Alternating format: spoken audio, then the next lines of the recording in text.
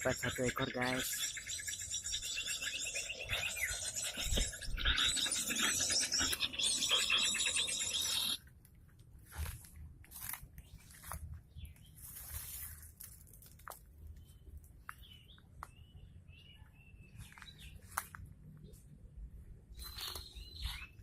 Guys, dapat 1 ekor burung sirpu.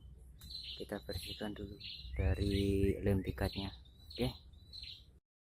Ini guys, masih bersih bulunya. Nggak tahu ini jantan atau betina.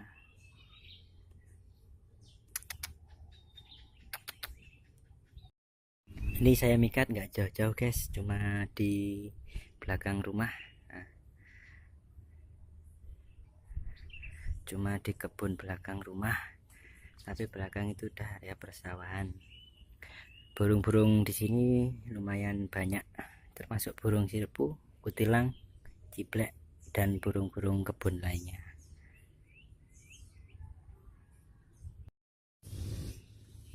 Oke guys, sudah bersih, bulunya nggak ada yang rontok satupun.